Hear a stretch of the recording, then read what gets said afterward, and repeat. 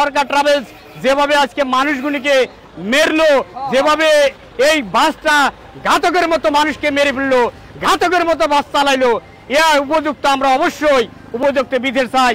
আমি পাবনা থেকে উঠছি, বুঝলেন। পাবনা থেকে ওঠার পর ওনারা কাশীনাথপুর থেকে গাড়ি এইভাবে রংভাবে চালাচ্ছিল, আধা ঘন্টা ধরে। কাশীনাথপুর থেকেই বলছে গাড়ির ব্রেক মিস করে। তখন নিষেধ করা হয়েছে কয়েকবার, ওনারা শোনে নাই। এইখান থেকে আপনার ওই ব্রিজের উপর থেকে মারছে, ফার্স্ট ব্রিজের উপর থেকে মারছে। মানুষ যেভাবে ডেক দেয়, প্রথমে ধরেন হুন্ডা যেরকম আপনার ব্রেক দৌড়ে ছাড়িয়ে দিলে যেরকম করে, ফার্স্ট একবার মারছে, মারার পর থামে আবার মারে, এইভাবে 7-8 বার মারছে। মারতে এই পর্যন্ত ধরেন আসছে। ড্রাইভার পুরাই নেশা করছিল, কারণ চিনিকড়া থেকে 2 ঘন্টা আইছে সাদতপুর, বাগাবাড়িতে আইছে 2 ঘন্টা। গাড়ির নেশাখোর না হলে কি 2 ঘন্টা লাগে? ড্রাইভার পুরোটাই নেশা করছে, রাস্তায় কোনো যানজট নাই, প্যাসেঞ্জার ছিলাম, যাত্রী ছিলাম। এখন আমরা দুর্ঘটনা থেকে আল্লাহ তাআলা আমাদের যেভাবে রক্ষা করছে, আল্লাহকে আদাবার শুকরিয়া। কিন্তু আমরা কাউন্টারে ফোন দেওয়ার পরে, পাবনা শহরে ফোন দেওয়ার পরে আমাদের কাছে আমরা বলছি যে আমাদের মাল পাতে আছে, আমাদের মা বোন আছে, আমরা কিভাবে যাব কর্মস্থানে।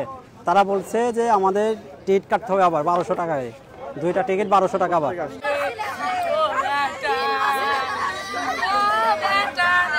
আমি দেখলাম এখানে দাঁড়ানোর পরে সরকার বাসটা ব্রেক মিস কিতা জানি না, চরকির মতো ঘুরতেছে, খালি ব্রেক মিস চরকির মতো ঘুরতেছে। ঘোরার পরে সামনে যে কয়েকটা সিএনজি ভ্যান এবং হুন্ডো ছিল, তাদের ফিসিয়া একবারে ধুলোর মতো করে ফিসিয়া মারতেছে। আমি দৃশ্য দেখে খালি চিল্লাচিল্লি করতেছি, কে কোনে আসিস, আয় বাসা, অনেকে ড্রাইভার বাসা, হেল্পার বাসা।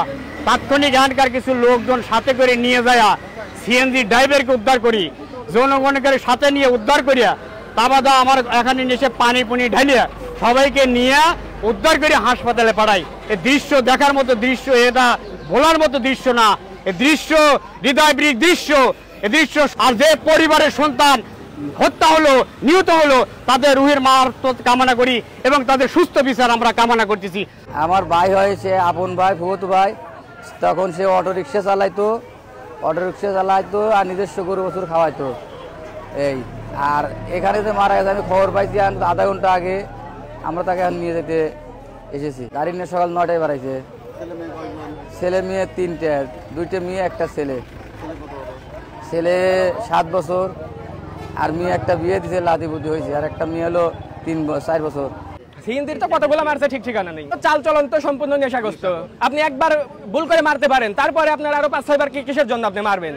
এই দুর্ঘটনায় 4টে হচ্ছে আপনার অটো ভ্যান, আর 3টে হচ্ছে সিএনজি, যা আমরা উদ্ধার, এবং গাড়ি, ওই যেখানে গাড়িও আছে, আমরা এগুলা হেফাজত করেছি। এই গাড়িগুলোর মধ্যে এই যে লোকগুলো ছিল, অন্তত পক্ষে 15 জন মানুষকে, এখানে তো স্পটে একজন ডেড, আর অন্তত পক্ষে 15 জন মানুষকে আমরা সাজাদপুর থানা স্বাস্থ্য কমপ্লেক্সে পাঠাইছি। তার মধ্যে আমার এক ভাতিজা আছে, নাম হলো মতিন, ওকে এই নিয়ে গেছে। আর ওর সাথেই ওর মোটরসাইকেলে আমার এক ছোট ভাই ছিল, নাম হলো সবুজ, বাড়ি হলো সে বিন্ডাদারি। ও এত ইনজুরি হয়েছে, ওকে ঢাকা পঙ্গুতে পাঠানো রাখছে। আরো আশঙ্কাজনক অবস্থাতে লোকজন আছে, কারণ গাড়ি এত নাই।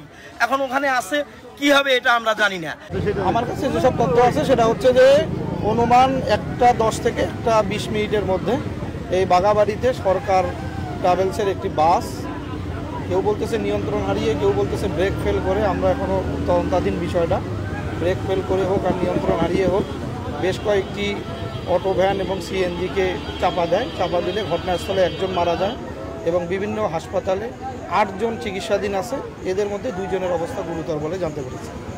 আমরা এ পর্যন্ত ঘাতক বাস চালককে আটক করতে পারিনি, আর ঘাতক বাসটি জব্দ করা হবে এবং আইনগত ব্যবস্থা গ্রহণ করা হবে।